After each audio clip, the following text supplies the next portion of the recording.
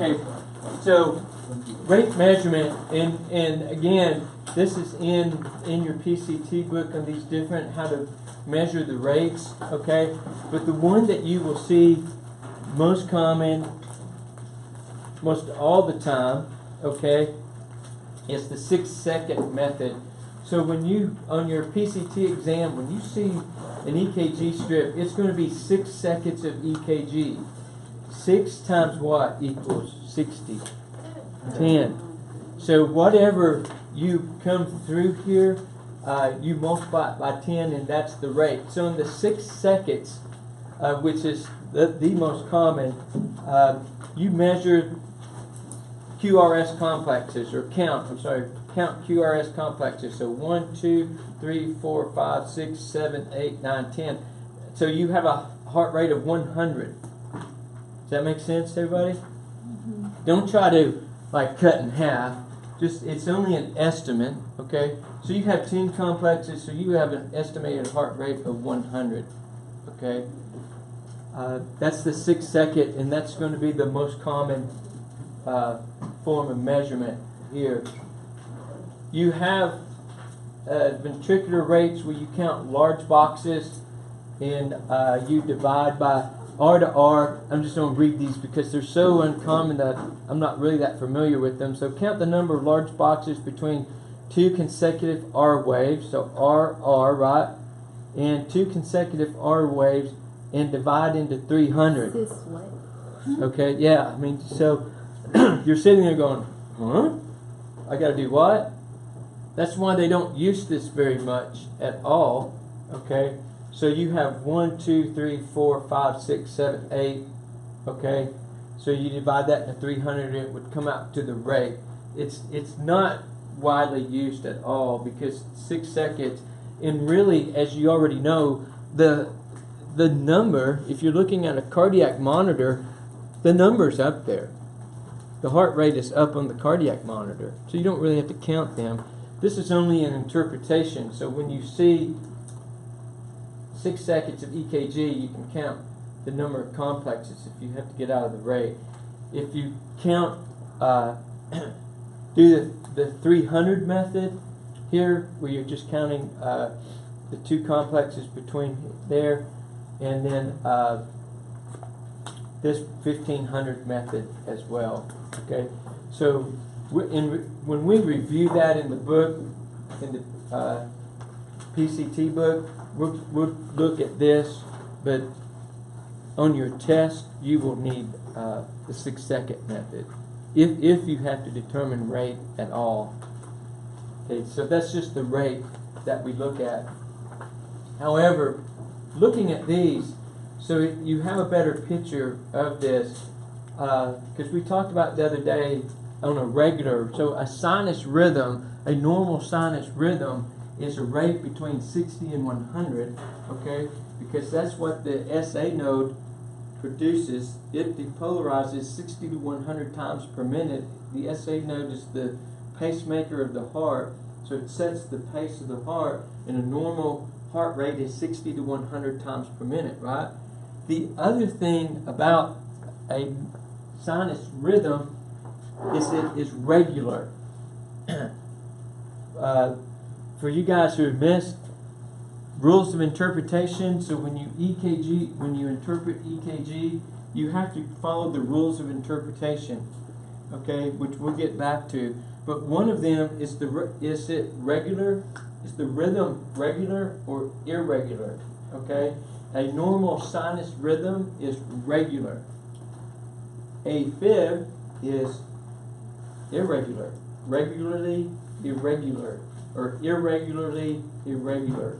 It's some sort of weird thing, but it's irregular, right? A sinus rhythm is regular. So what you do is called marching out the R waves to see if it's regular. Most of the time you can pick it up that it's not regular, but the distance between this R wave and this R wave is the same between this R wave and this R wave, this R wave and this one. That's a regular rhythm. Does that make sense to everybody? Okay, because that's going to be, that is an important part of EKG interpretation. as we go through. All right. So you have these different methods of counting the rate, but anything but really the 6-second strip is antiquated. They don't really use that anymore. All right. And you just wouldn't print out 6 seconds of strip physically and count that. You just look, the monitor counts it for you.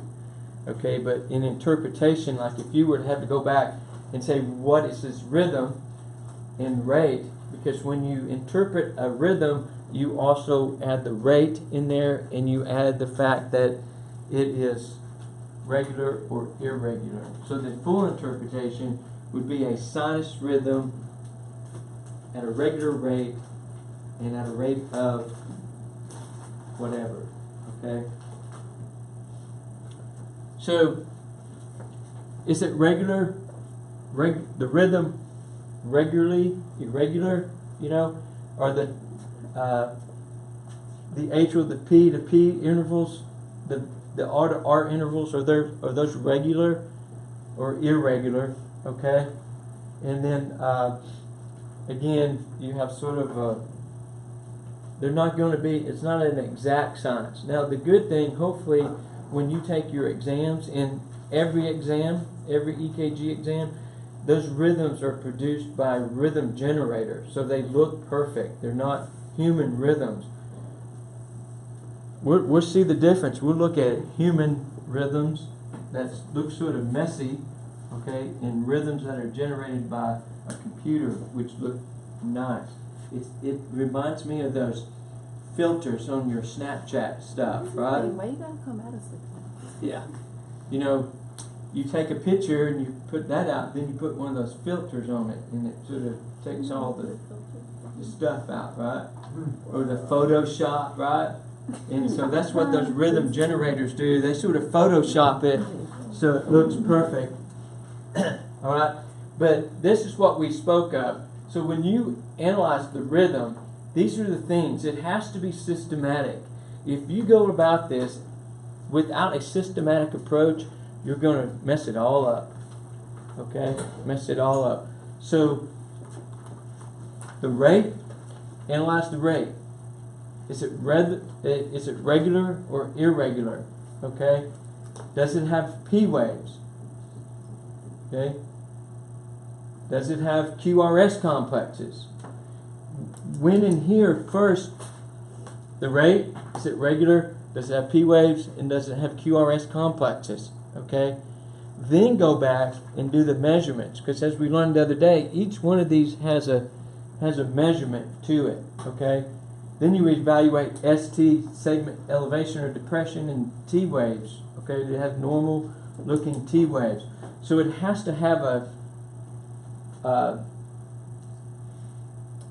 system to it where we look at this, like if I'm going to interpret this, and there's 6 seconds of this, I'm going to say, okay, it does have presence of P waves. P waves are upright, well-rounded, preceding a QRS complex. That's what makes it a P wave. That's why you have to follow the rules of interpretation. This makes it a P wave. It's upright, well-rounded. It's the part that precedes a QRS complex, all right? You have a QRS complex. Q, the first negative deflection off the isoelectric line. Review, right? Iso meaning neutral.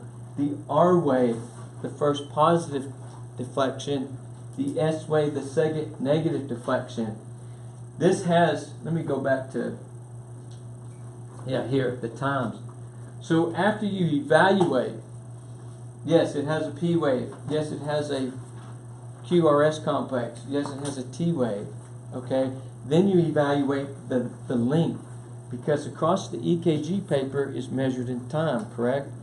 Each one of these, in order for it to be what it says it is, it has to be this. So the PR interval, okay, has to be from 0.12 to 0.20 seconds. Remember, the one little box is how long?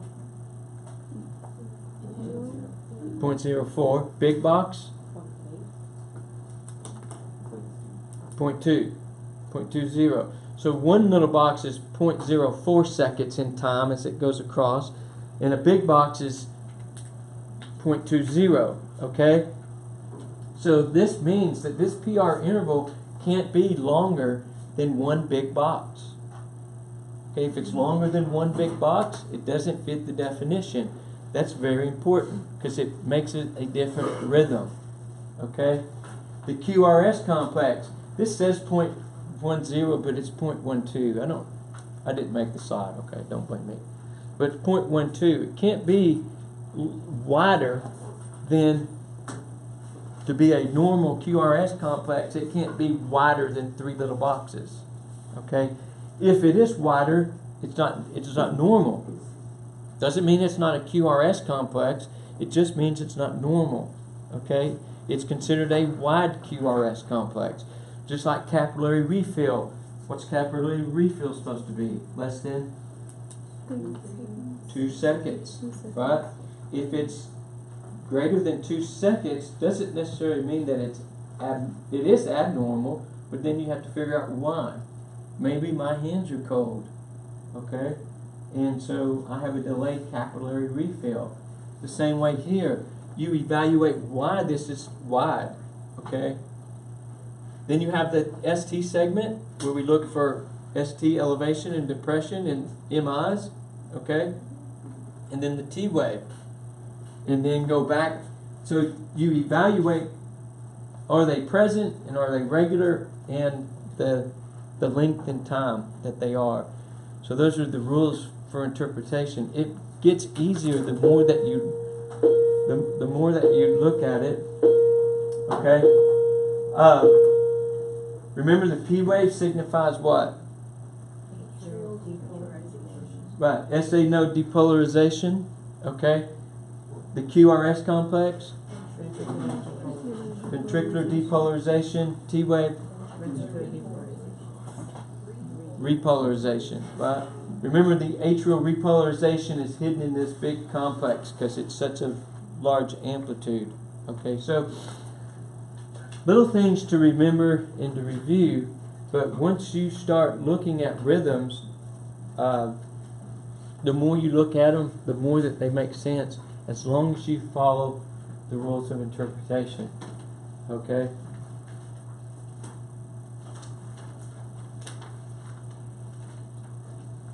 Okay, so let's look at our first one that we've already talked about. So this is still being reviewed.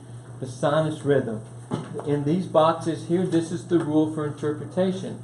So it's telling you that this sinus rhythm has to fit these rules here, or it's not a sinus rhythm. Okay? So the first, and the sinus rhythm is the most common, correct? So that's what most everybody is in, is a sinus rhythm of some sort. So the first rule is, because it comes from the sinus atrial node, that the rate has to be between 60 and 100. If it's below 60, what is it? Bradycardia. A bradycardia, right? Mm-hmm. It doesn't have to be a sinus bradycardia. Okay, but it's a bradycardia. Because sinus means that it has a P wave. Then above 100, tachycardia. So the rate has to be between 60 and 100 beats per minute.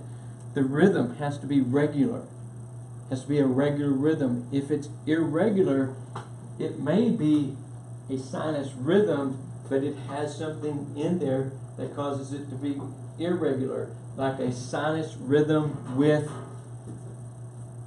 PVCs. We'll learn that. Or PACs, premature beats. We haven't got there yet, but that would make a sinus rhythm irregular. So it would be a sinus rhythm with PVCs, meaning that it's the underlying rhythm is sinus, but it's changed because now it's irregular for some reason. Okay? The P waves have to be uniform. Underline this. Uniform. Don't be looking for P waves. You know, everybody looks at this when they first start interpretation and they try to make something out of that's a P wave that's not a P wave. Okay? It has to be uniform. All the P waves look the same. Okay, they're upright, they're well-rounded. That's a P wave. Okay, don't make more of it than what it is. In lead 2, we always look in lead 2 because lead 2 puts the QRS complex upright, okay, and it precedes each QRS complex. It's one P wave. One P wave. There's a rhythm when we get into heart blocks that you have multiple P waves. That's not a sinus rhythm. That's not a normal sinus rhythm. That is a heart block because it has more than one P wave. Okay? It really is simple once you get going. You just have to work on the rules of interpretation. The PR interval has to be less than 0.20. Okay? So no larger than one big box, and the QRS complex less than 0.2. Okay? And then there's the rhythm. So you look at it, you look at this sinus rhythm, which we have looked at before, and you guys are really good at interpreting these from the beginning of patient assessment. Okay? This is sort of when we looked at this. But you look at it, P waves, upright, well-rounded, sorta. Yeah, those are P waves. Look at that. Those are P waves. They may have small differences, but that doesn't make them not a P wave. Okay? You guys are all teenagers. Okay? You have small differences, but you're all teenagers. Okay? So when I look at you, I'm going, yes, you are a young person. Okay? You're all young. I got that. These are all P waves. Okay? They precede a QRS complex. Okay? The QRS complex is, I don't know how well you can see it from back there, but this is only one box wide, so it meets the criteria for that, correct? This is the PR interval. It's only like 1, 2, 3, 4 boxes long, so it meets the criteria. Okay? And then it is followed by a T wave. So in lead 2, everything's upright. What is the rate? 70. So this would be, your interpretation, this would be a sinus rhythm at a rate of 70. By calling it a sinus rhythm, you imply that it's regular. Okay? If it was irregular, then, you know, that's just saying something extra, really. When you talk about a sinus rhythm, that you would say, yes, it's regular. Well, of course it's regular. It wouldn't be a sinus rhythm. Okay? It would be something different. Now everybody's savvy is the underlying rhythm, correct? So when we start adding different things in here, you can have the underlying rhythm of being sinus rhythm, but there's different things that are taking place in here. But sinus rhythm. Everybody good with that? That's sort of review. Okay. Sinus bradycardia, the same animal, except what? Slow. It's slow. Right. Everything is the same except that it's slow. So you go in here and you go, wow, 1, 2, 3, 4, 5. Rate of what? 50. Are these P waves uniform?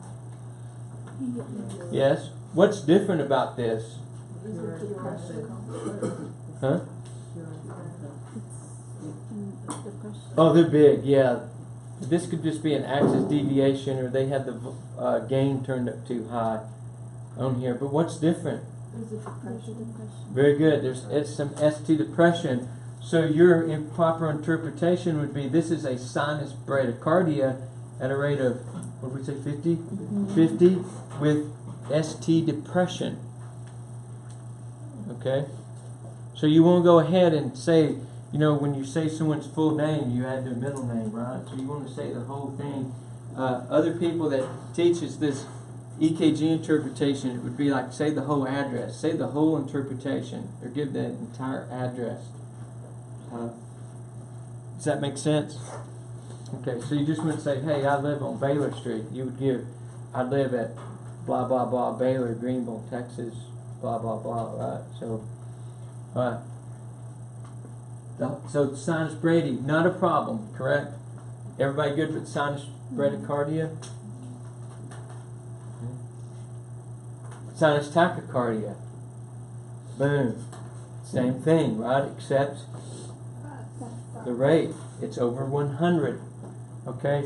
This says about 180, but put sort of a 150 here.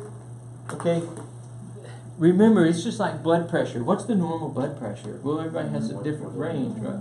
Yeah, everybody has sort of a range to it. Every book says something different. How long do you suction for? Some books say 15 seconds. Some say 10 seconds. What's the normal glucose? Someone say 80 to 120. Someone says 70 to 120. It's all sort of a range, right? Okay, when you get into that. So this is sort of a range. 180, 150, above 150 is considered a Supra Ventricular Tachycardia, or an SVT. We haven't got there yet. They saw one the other day, yesterday in the hospital. It was really cool. We'll talk about it when we get there. But so 150, 180, yeah, we're not going to, if you had hair to split, we're not going to split hairs over that. So, but the P waves, everything else, it's a regular rate. The P waves are the same. Now the P waves are going to be closer together on a 6-second strip. One. Because they're more frequent. Yeah, you have more complexes. You have more EKG complexes. So it's going to be all crunched together. But everything's the same. The interpretation's the same. The only thing that changes is the rate. So this was good for this. So for 3 rhythms, you just memorize the same rules of interpretation, and the rate changes. And we know that the rate changes because of the word Brady or tachy, right? Anyway, so what's that rate? 130. Oh, you jumping ahead. You already counted on your paper. Oh, overachiever. I'm like, how do you count that so fast? Yeah, if you count that one, 13. So 120, 130, okay? And that's fine. See how uniform the P waves, this one's sort of an ugly P wave, right? But you can still count that as a P wave. This one's a little bit more well-rounded, but this one's a bit ugly, but it's still a P wave, okay? Like I said, don't throw it out because it has a Z on it, right? I mean, it's okay. Those are P waves. So it's regular. You're looking at the R to R's. They appear to be regular. It has P waves. It has a Qrs complex that is narrow, that fits the description. It has a T wave. As this gets faster, these are going to come together, which makes it a little bit more. You're saying, where's that P wave? Okay, and like in an SVT, like 150, 180 or so, that P wave could be up in this complex somewhere. Okay, remember, because we have time going across here and amplitude. This amplitude of this ventricular depolarization is larger in amplitude, so it's going to mask somebody. It's like my short little body standing behind somebody tall, right? If you came up here, I'd get behind you, wouldn't be able to see me, right? Same way. So the sinus tachycardia. Any questions about sinus tachycardia? Pretty easy, right? Okay. Oh no. Something different. Sinus arrhythmia. Okay. This is very common in children. You guys you're probably a little too old for this, but those little booger eaters that came in before, remember those we showed through, the little kids? Mm-hmm. They may have a sinus arrhythmia, okay? Because what happens is it fluctuates with inspiration and expiration. So let me just read, because as the heart rate increases during inspiration, the R to R's get shorter. What does that mean, the R to R's get shorter?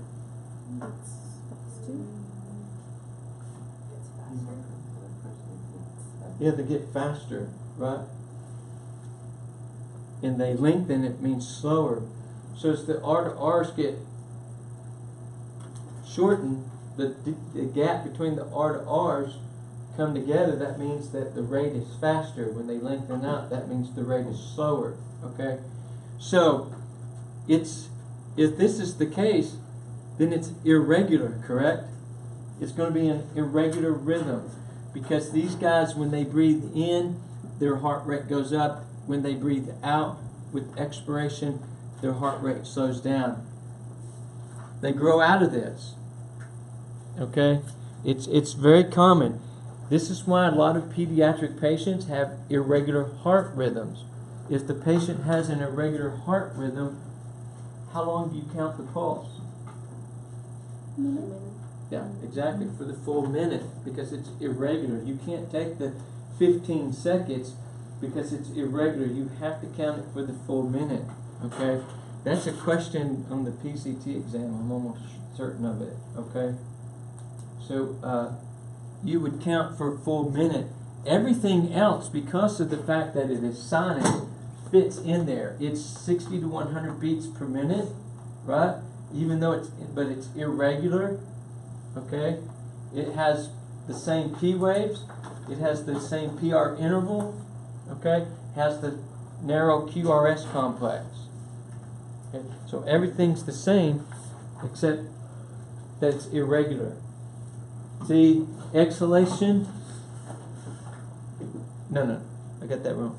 No, it's exhalation. Yeah, slows down with the exhalation. Okay, good. Exhalation, inhalation, exhalation, inhalation. Okay, so if you count the 6 seconds, it's 1, 2, 3, 4, 5, 6. Okay? There's 7 on Yeah, you see sort of 7. Again, so 60 to 70 beats per minute.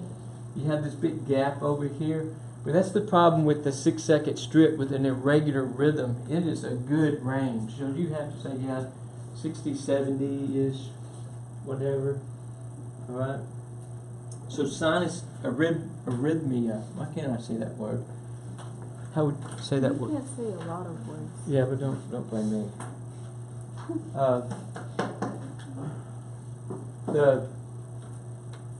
So you have this rhythm here, and where you so you would recognize that the interpretation is easy because it gets slow and fast, and it's a sinus rhythm, right? It's just irregular. So the interpretation of that is pretty easy to do. Okay? Everybody good? I have a question. So for the first 1, 2, 3, 4 complexes, they're inhaling, right? 1, 2, 3. Yeah. Here? Well, yeah, 1, 2, 3, 4. Yeah, those 4 complexes, they're still inhaling, and then on the 5th one, exhalation. Exhalation. Yeah. Inhalation, exhalation. So it speeds up and slows down. Okay. Very common in young children. So don't be freaked out if they have an irregular heart rhythm. And I don't know the reason why. Just they do.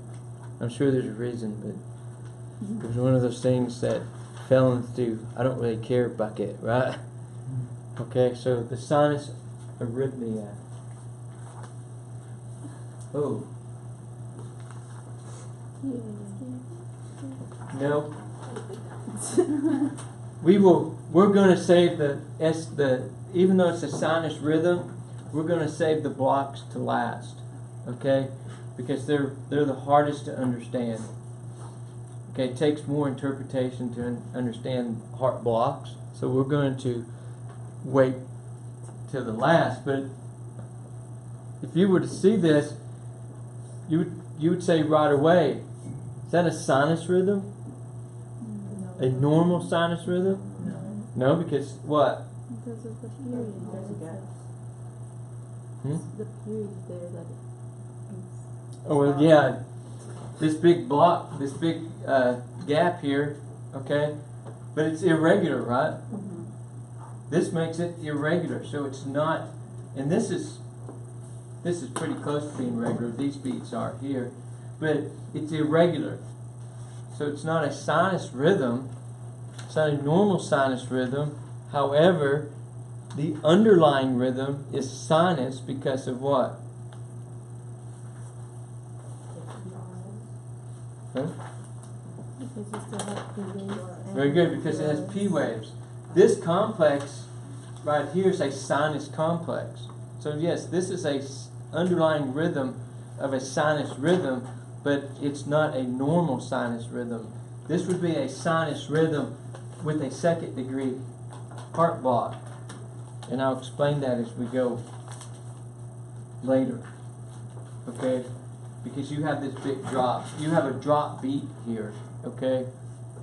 The reason that I could just sort of flow into these heart blocks, but I have to go back and study a little bit. That's why you have to keep studying. The heart blocks, when we talk about heart blocks, I have to go back and review. So I'm going to have to do my work a little bit, okay, in review. So we'll skip the blocks for now. We'll look at them right quick as we flip through. Sinus arrest. Oh, it only did one block. Okay, because there's three. Okay, so sinus arrest means that there's a arrest means to stop, correct? So there's a stoppage in there. The rate is usually it varies because of the pause in it. Okay, it's irregular because there's a big pause in there. Okay, the P waves are the same. The QRS complexes are the same, and the PRI is the same, and the QRS complexes are the same. Okay, so everything is still sinus, but it's considered sinus arrest. Okay, so sinus beat, sinus beat, sinus beat. These are regular. All of a sudden, you have this big period of sinus arrest. Boom, boom, boom. Okay, so you have that period where there's a sinus gap in there. Okay, there's just a gap in that. This doesn't mean that the patient goes into asystole. Okay, there's just a sinus arrest. Okay, so you have a sinus rhythm, and then, because this is probably only about a second, or two or three, okay, of no electrical activity. So it's not you would be able to feel that, however. So if you were checking the patient's pulse, or you were looking at this on a cardiac monitor, ba-boom, ba-boom, ba-boom, no ba-boom, right? Ba-boom, ba-boom, boom, boom, ba-boom, boom, no. So you would feel that pause in the pulse. It could be something that may take some attention. It could be absolutely nothing. Okay? It is irregular to have that, but it doesn't necessarily mean that it's catastrophic, that it's life-threatening. Okay? Most of these sinus arrests are not life-threatening. The good thing about EKG interpretation is that you don't need to know a lot of the whys. You just need to know the interpretation. And we really don't want to get into a lot of the whys, okay? Because that's just adding more on your plate, correct? Okay, so if we say, oh, this is why this is happening, just more that you have to store up there. We're only interested in the interpretation for right now. So the sinus arrest is easy. This comes up on the screen and you go, oh, you identify as a sinus rhythm because the P wave, QRS complex, T wave. Oh, the big part of no electrical activity. Okay, boom, sinus arrest. So it's just a matter of memorizing the rules of interpretation on that. Everybody good? Good so far? Sinus rhythms are very easy. Okay, so now we move into where you see a lot of premature atrial contractions. It's going to be atrial because the P wave is not well rounded. Remember, they call it foci. The cells in the heart can discharge at any time. these cells can start prematurely discharging at any time, okay? The SA node can prematurely discharge. So if it prematurely discharges, it's going to produce a sinus type of beat, okay, from the SA node. If it's a sinus rhythm, okay, a PAC, premature atrial contraction, then it's going to have a well-rounded P wave. I mean, it's going to have a P wave, but it discharges other than the SA node. So somewhere in that atrium, this conducting cell discharged, okay? Or I mean, sorry, not the atrium. Somewhere other than the SA node, this conducting cell discharged in the atrium. Does that make sense? Okay. So the rate's normal. The regular is going to be irregular except for the premature beats. Okay. If you're musical, you know you go boom boom boom boom boom boom boom boom boom boom boom boom, right? Some sort of irregular beat, which I'm not musical, so that's why that was horrible. Okay. So but the QRS, the P wave, don't be a little. It's going to be peaked or more upright here on the atrial rhythm. I'll show you that when we get to the picture. The PR interval is normal. The QRS is normal. Okay. Okay. So these are called PACs, premature atrial contraction, and they're pretty easy to see, right? Sinus, sinus, sinus, sinus. What's that? What's this here? Yeah, look at that P. Does that P wave look like that P wave? Okay. This would be like upperclassmen, upperclassmen, upperclassmen, upperclassmen, freshman? What? You don't look like an upperclassman. You look like a freshman. Okay, still a student, right? But one of those freshmen. So you have boom, boom, boom. So this is all sinus stuff here, but you have this premature atrial contraction. It's peaked because the origin of it is not from the SA node. It's somewhere in the atrium. Make sense? Okay. So this is a PAC. This is a PAC. Okay. It's irregular because this is regular. This is regular. Can you see now? Like from here to here, this is regular. This is regular. Wait, this is not. See, this is 1, 2, 3, about 3 boxes. Where this is about 2.5. See, it's irregular. But you could, if you're good at that, you can actually see that, right? This is not a regular rate. It's irregular. Okay? And the reason that does is the SA, I'll start here. SA node fires, SA node fires, SA node fires, SA node fires.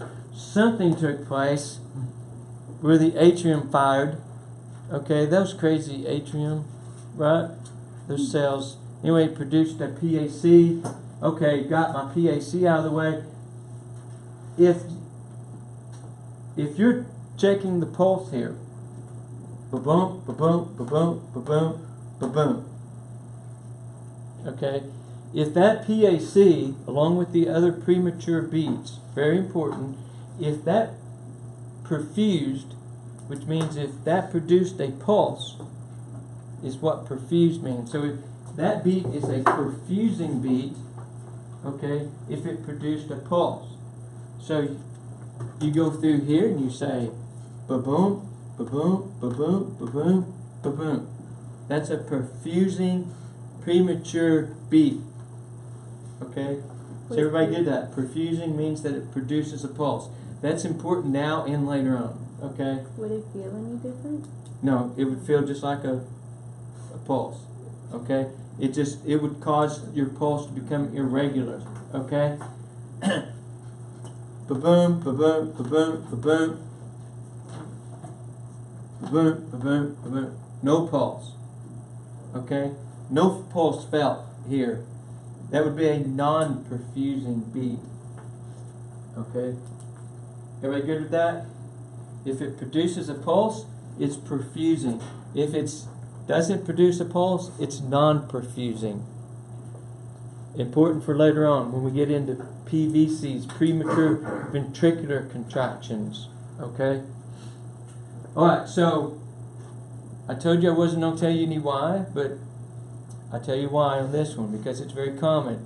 If you're sitting along there and you're checking your pulse, or you feel your heart skip or something like that, don't rush to the cardiologist and knock down their door and say, "Oh no, I had this irregular heart rhythm," because you may be like me, who is highly caffeinated, okay, or their energy drinks, because of the caffeine, they cause PACs. Okay, they cause premature atrial contractions. Okay, not a big deal. Caffeine wears off, PACs go away. Okay, it doesn't do it in everybody, just does it in some people, right? So don't worry too much about these PACs.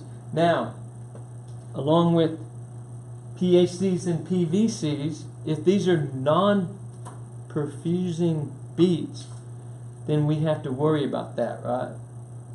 Why? Because if you have a lot of PACs or a lot of PVCs that are not perfusing, because the pulse tells you that the heart contracted, right? Mechanical. Electrical activity, mechanical activity. That ventricle contract because I have a pulse, I can feel the pulse. I don't know about this. This only tells me electrical activity. So if I have a lot of those premature beats, what's happening? What's going to happen? I'm going to have a decrease in what? Very good, cardiac output, because that beat is not producing a pulse. It's not producing contraction. So my cardiac output is going to decrease, right? That's very important to remember for later on, okay? Everybody good with premature atrial contraction? It's atrial. It's considered atrial because of the fact that it has it originates from outside the SA node, because it's that atrium fired prematurely for some reason. Okay? If you have a few, not a big deal. Who knows why it's fired? Who cares why it's firing? If you went to the cardiologist because you were freaking out about these PACs and you just had to go spend that $1,000, $2,000, $3,000 for him to look at that, he'll look at it and go, okay, you got PACs, right? What else you want? Okay. As long as they're perfusing and there's not a lot of them, they might not worry about it too much. Okay? So does non-perfusing count as PEA? No. PEA is pulseless electrical activity, which is the whole thing. There's no pulse at all. PEA is a lethal rhythm. So that doesn't count. You could have this rhythm up there, and if the patient doesn't have a pulse with it, then it would be considered PEA, pulseless electrical activity. We'll get there. You've probably seen it, right? You've seen PEA? Okay, yeah. It's just telling you that they have really good electrical activity. There's just no pulse going on with it. Wandering atrial pacemaker rhythm. It's very uncommon. Okay, the rate is usually the same. It's irregular because it's wandering. Okay, the size of the P waves size and shape may change beat to beat. This means this wandering rhythm here means that the atrium are firing at different points. Okay, so you have an atrium. Let me get my heart. I leave my heart on the shelf.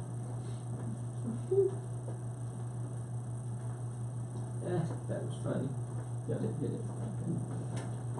Okay. This atrium right here, okay, this means that it could fire at any point. So on the surface of this atrium, these atrial beads could fire at any point.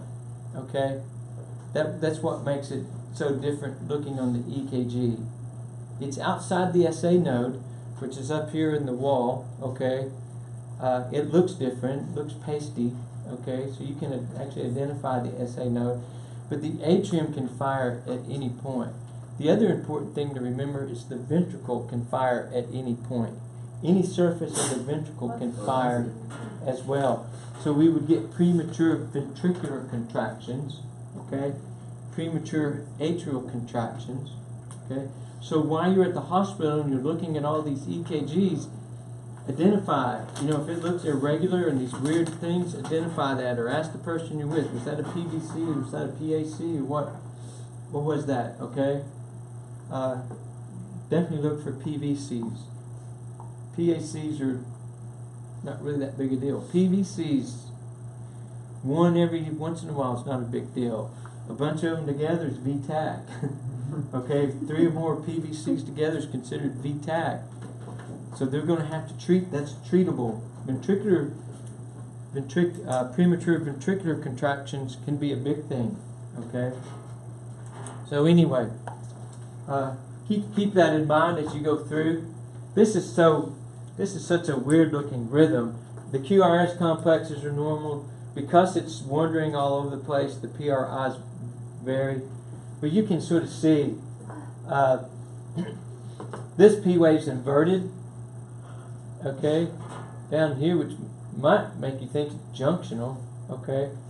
But see up here, you have a P wave there. This looks the same. All of a sudden it's inverted. This is inverted. It looks a little different than that, okay, and it's an irregular rate. I wouldn't worry too much about this wandering pacemaker rhythm. It's not one of the popular ones, okay? It's rare, and I just wouldn't worry too much about putting this in my memory bank with all the other rhythms that you guys are going to have to memorize. Okay, so we'll skip over that. These are easy because they're atrial rhythms. Multifocal. Multifocal means it comes from a different foci. Let me draw. So you have the heart. This one looks like a butt, but and you have atrial, so you have the atrium up here. The focal, so you have one focal point, okay, is there. Okay? 2 focal points would be there. Okay? So that's multifocal point. The foci, the focus, or the origin is from different points in the atrium, which is going to produce a different looking P wave. Okay? Each one of these are different. Okay, so they're going to produce something that looks a little different. Don't be too concerned about that. You have unifocal, because you have multifocal PVCs and unifocal PVCs. Okay, so if you had a unifocal beat, you had like 10 unifocal beats, what would that be? What would that look like? I can't hear you. Regular? That's close. Sinus? Wouldn't be sinus, because it's not originating from the SA node.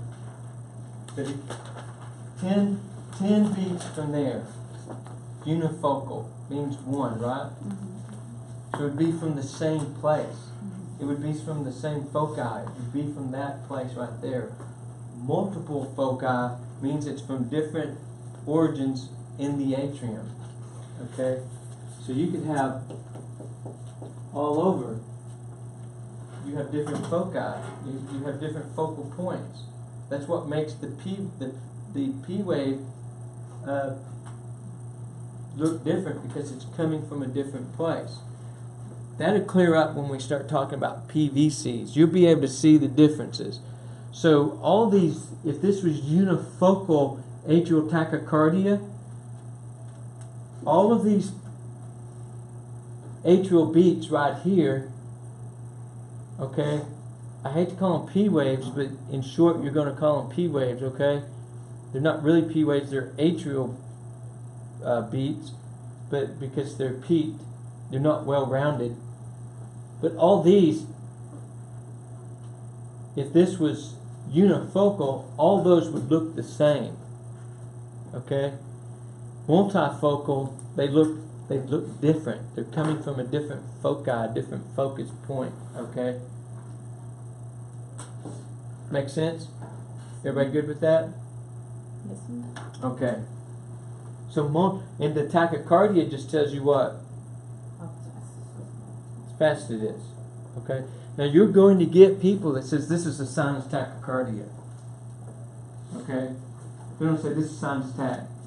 Because they're not, you don't need to really be in true interpretation, like with the patient.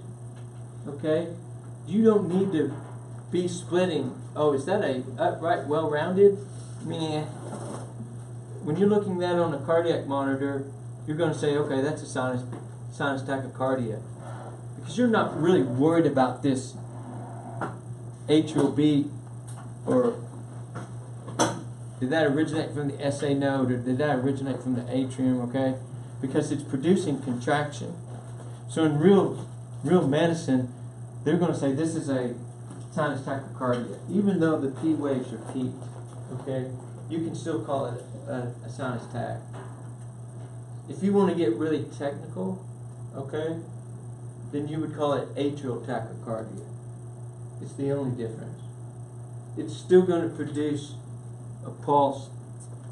Most people don't call it sinus.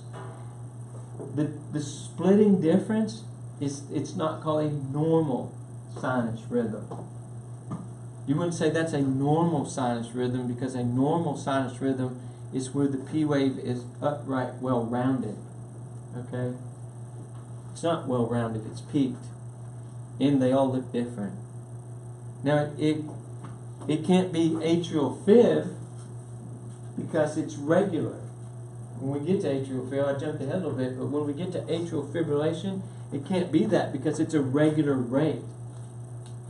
That's the difference. And there's in AFib there's no discernible P waves. So it's irregular with no discernible P waves. It's very easy to interpret. Okay?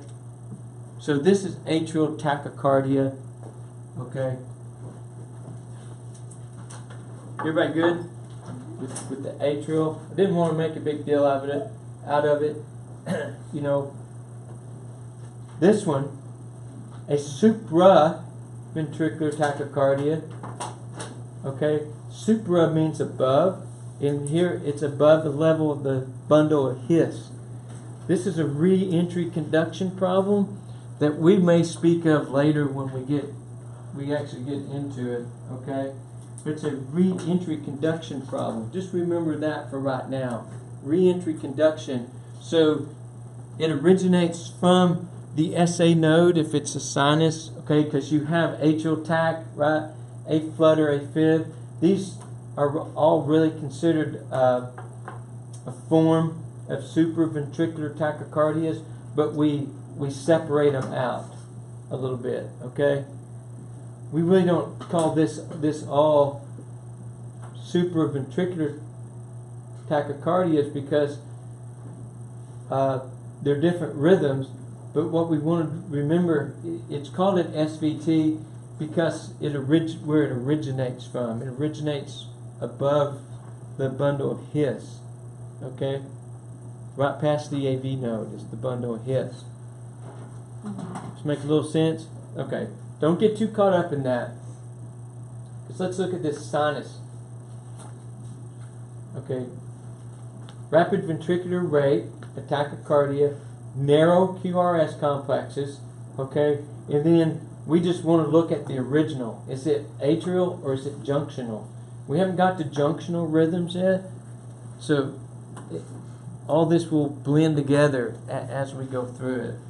Okay, you can't take it all in at once. There's just no way to do it. But remember, SVT. Remember that it's a rapid ventricular rate. Underline this part here. Narrow complex. Okay? The reason you want to underline that, because that's what discerns in SVT a sinus ventricular tachycardia, supraventricular tachycardia, from a ventricular tachycardia, VTAC. VTAC, the QRS complex is wide. You'll see this in just a second if it has a rhythm. Okay, so here. Okay, so count that. 1, 2.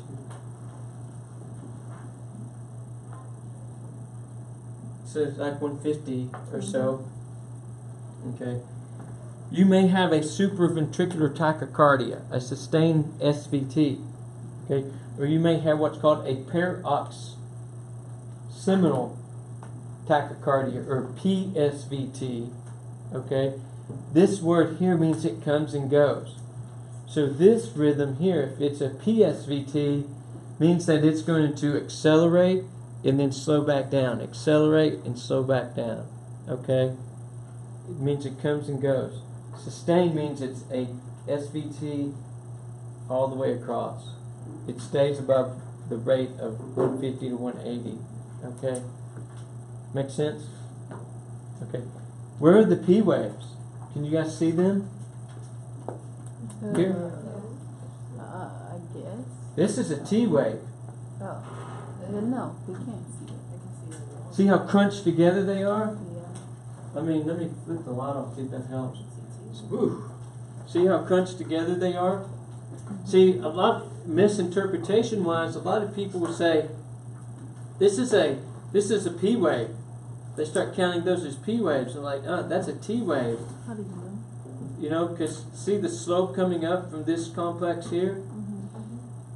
So where are the P waves? And this is the paroxysmal. See how it's slowed down here? We just don't make it irregular. Okay? This is the SVT and this is the paroxysmal part which slowed back down. Where's the P wave?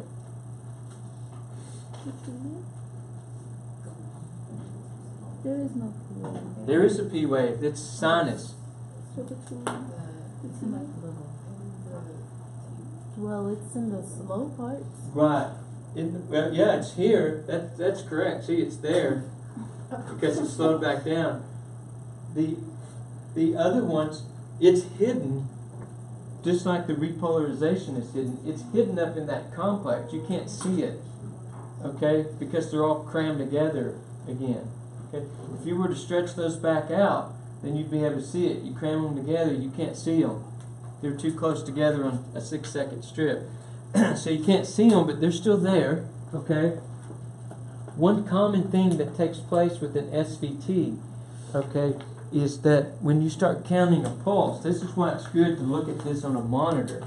Because when you start counting a pulse, like the patient the other day had a pulse rate, an SVT, a sustained SVT of 224 to 226 or so. I mean, it's in the 220s. Okay? So what happens is with the pulse that fast, when you're palpating the pulse, you start skipping beats. It's beating too fast to count every beat. Okay? So it's ba-boom, ba-boom, you know, ba-boom, ba-boom, ba-boom, ba-boom, and you can't count every beat. So what happens when you palpate a pulse here, you start counting every other beat or every third beat. Okay? So it's best to look at that on a monitor to get the correct rate, or try to listen to it. Even listening to it, 200 divided by, I mean, you take it over 60 seconds. You put 224 into 60. How many times is that per second?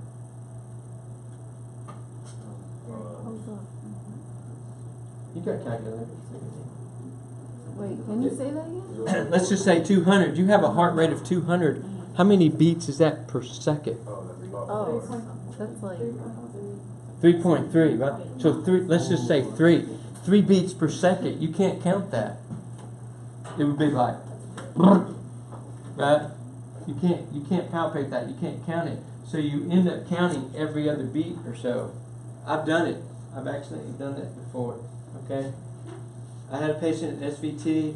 I counted the pulse, and it was like 100 and something. I'm like, oh, well, you're not an SVT. I mean, she had a history of SVT. Hooked her up to a cardiac monitor. Her pulse was over 200. So I'm like, ooh, uh-oh. Oops. Right. So what happens here? The same way with the patient the other day, 224 beats per minute. Blood pressure was in the 80s. Systolic pressure in the 80s. Why the systolic pressure in the 80s? Maybe there's less cardiac output. Well, yeah, that's So correct. that means the blood pressure would decrease. Less cardiac output, drastically less. Why?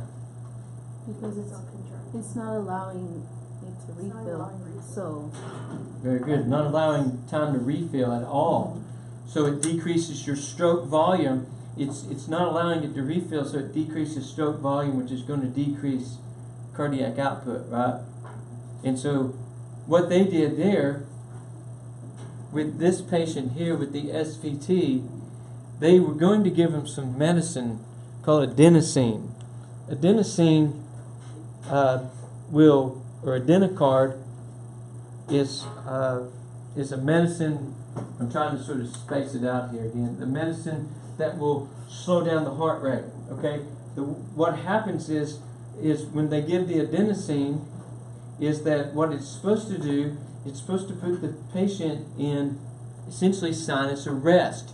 So it puts them in a period of asystole on the monitor. The patient's not in asystole, but electrically it puts them at 0. Okay, and then they want the natural properties of the cardiac cell to pick up and slow the heart rate down. They want that automaticity to pick up, right, and for it to slow down. One of the problems with adenosine is that it has a short half-life, which means that it only lasts about 15 seconds. So you have to put it in a big vein, okay, and it has to get to the heart quick or it won't work, okay? And then sometimes it doesn't actually work, okay? But in this patient, yesterday, the pressure was in the 80s. Is that patient stable or unstable? Unstable. Not only with the pressure, but they had chest pain. Okay? So this patient was considered unstable. So what they did was they synchronized cardioverted this patient. They put the defibrillation pads on it, and they synchronized cardioverted. It's not the same as defibrillation. They started at 50 joule watts. And so what took place with the synchronized cardioversion, you guys that were here, we talked about this, the refractory periods. Remember that? And we talked about that before, the refractory period of the heart.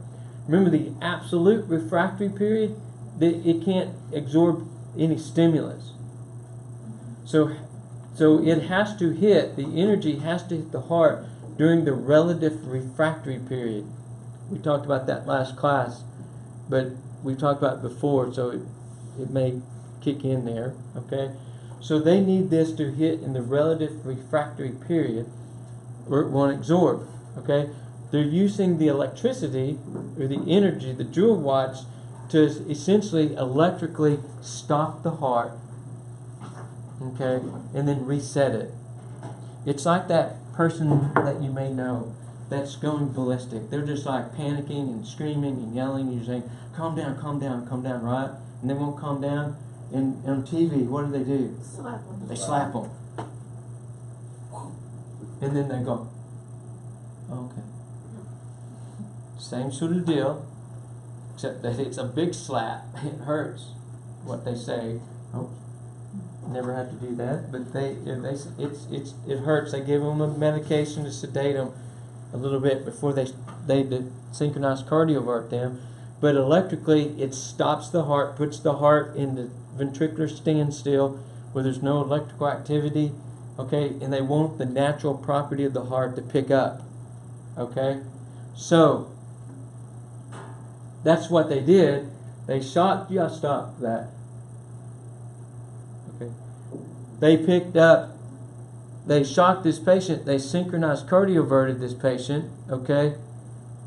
And what they did, the machine, the cardiac monitor, literally puts little dots up on the R waves, okay? Because it's synchronizing. Why is it synchronizing?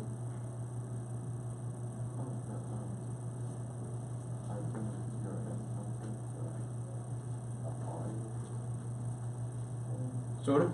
What it's doing is, here, let me laser it, because it's such a small area. Here, it has to deliver the energy in the relative refractory period. The relative refractory period is the back part. I know you hate for me to erase my heart, but I got it. Okay. The relative refractory period, this is a T wave, okay? The absolute refractory period is here, okay? The relative refractory period, there's two parts, but the relative refractory period is here. So in this Qrs complex, okay, it has to deliver the energy at the back part of that T wave. Does that make sense electrically? So the energy has to be delivered here. If it's delivered here, it won't work, because this is the absolute refractory period. Absolute will not, except like a lightning bolt or something like that. Obviously that's going to overpower it. You have a gazillion volts. But normal stimulus, it's not going to absorb. Here, it's going to absorb that energy. It's that slap, okay? And the heart's going to go back. When we learn about the phases, it's going to go back to phase 0. Right before phase 0, it's going to go back to that resting state that we talked about. Okay? And then what we want to happen is the natural properties of the cardiac cell to pick up automaticity and go back into a sinus rhythm. And that's what happened. They shocked this guy at 100 joule, first at 50 joule watts, it didn't work. Okay? They increased it to 100 joule watts. I don't know why it didn't work at 50. Maybe the machine messed up and it hit the absolute refractory period. That could happen, right? I mean, so like the machine itself determines when, like. Yes. Oh. That's a good question. You can actually push the button and there won't be any energy. You push the button and the machine's going to wait until it thinks it's going to deliver the energy in that relative refractory period. Okay? Oh. Good. I'm glad you brought that up. Okay? So it may have missed the mark. You're not talking about a lot of space and time, right? Mm-hmm. That's how I was. You're talking about point something seconds that it has to hit that heart at, okay? So it may have missed. Let's just say it missed, so then they juiced it up to 100, right? And then it could have hit there, or it could have, that 50 joule watts may have just not have been enough energy to override the natural conduction of the heart. So the 100 joule watts overrode the natural conduction of the heart, and it slowed it down instantly to like 60-ish, then it went up to 70. Guess what happened to the blood pressure? Went up. It went from the 80s to the 120s. Because his heart slowed down, he started getting proper refill time, proper stroke volume, then boom, good blood pressure. Okay, it is a rare event to see that. I tried to get everybody in there, but there's already like 15 people in there, so another 8 wouldn't have fit. You know, but it's rare. It's a rare event to see that in the hospital, because they usually take care of that pre-hospital. The paramedics would have synchronized cardioverted that, except they were 2 minutes away. Okay, they were just like across the street. That's why it's so cool to actually get to see that, because normally they would have done that pre-hospital and you wouldn't have seen it in the emergency department. Okay, but that's the SVT. It's a re-entry. So what's taking place, I don't know if there's a picture. No. What's taking place is, I think we can erase that, yeah. I have a picture of it.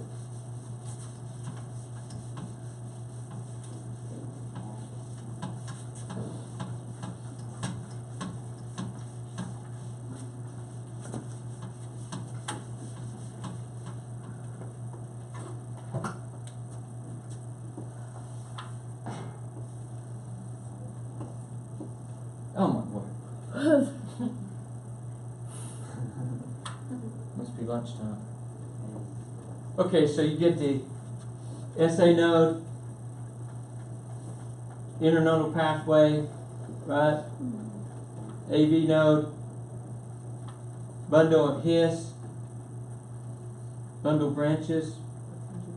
I should have been an artist. I don't know why I went into teaching. I could have been one of those weird artists that sit on the. You don't even know how to spell.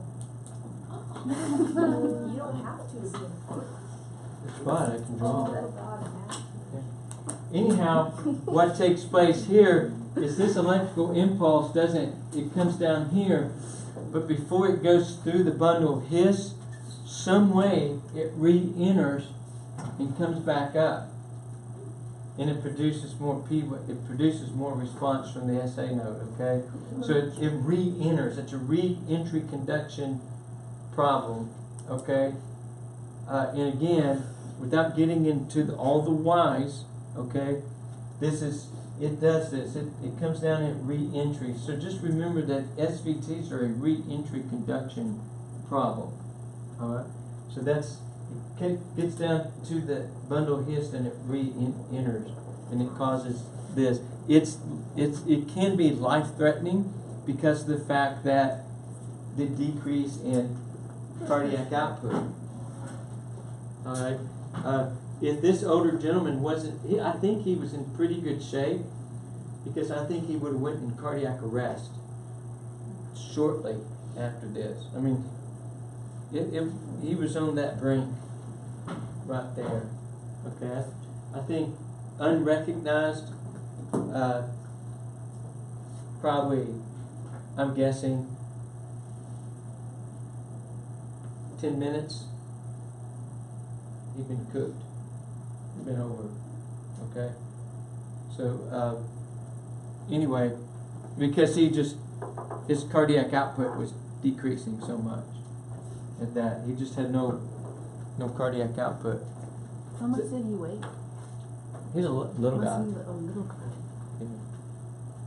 So, anyway, SVT. If you ever get the chance to see adenosine work, jump in there because it's pretty cool. Or even cooler is the Synchronized Cardioversion. Okay, I've been doing this for like 25 years. Okay, I mean, well longer than you guys have been alive. And I was in the room going, this is so cool. And I've done it before, done it to patients before. And I still thought it was cool. Okay? The way it worked. So in SVT, we give the medicine, the adenosine, in a stable environment. We use electricity or joule watts in an unstable environment for the treatment. Okay? But you just have to remember the interpretation. So the SVT, a PSVT will be irregular because of the coming and going, the paroxysmal, right? A sustained SVT will be a regular rate above 150, okay? And you know it's sinus because of the fact that it's regular. Last thing about SVT is that you know it's atrial because of the fact that the QRS complexes are narrow. Okay, you know it's sinus because they're narrow. If these were wide complexes, QRS complexes, then that would be V-tach. That's why it's important to look at those complexes and say, okay, that's narrow. Those complexes are narrow. Otherwise, it would be V-tach VTAC is life-threatening. Okay? VTAC without a pulse is a lethal rhythm. You know, VFib and VTAC are the two rhythms that you would defibrillate. You can have VTAC with a pulse, but you won't have it for very long because the normal rate of VTAC is like 300. So the hardly any cardiac output. All right. Anyway, we'll look at VTAC at another day. But this is SVT because of the normal regular complexes and also their normal width of the QRS complexes. A couple more minutes, we'll stop. I know this is a lot to take in. Atrial tachycardia, okay, where you have the PACs, okay, greater than 100 beats per minute.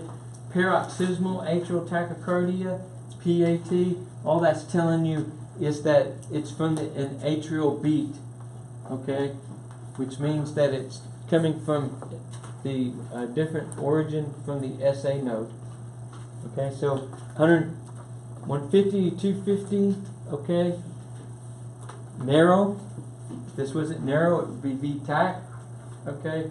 These P waves at that rate is going to be hidden into the QRS complexes, okay, and they're going to be atrial, so they're going to be sort of ugly looking. See how they're peaked? Okay. Again, don't split hairs over. If they call this a PSVT or an SVT or an atrial tachycardia, right? This is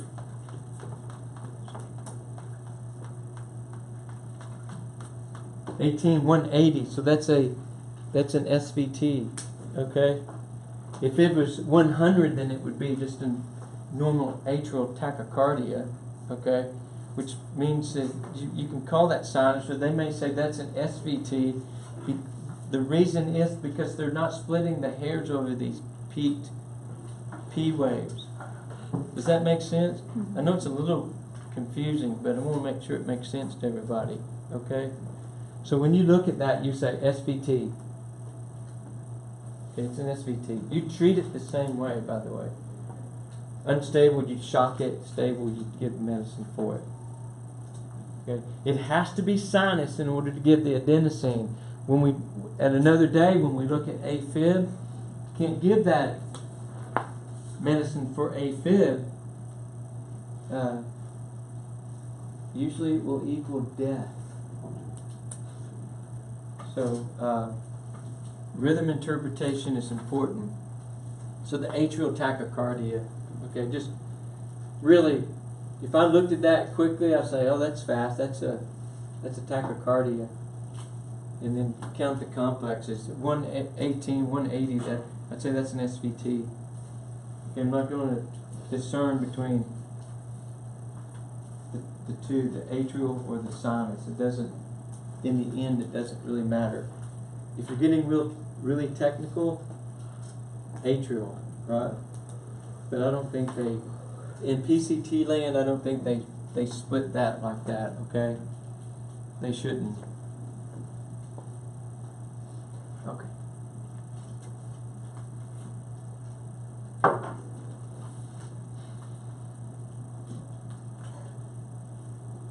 Yeah, this is a good place to stop.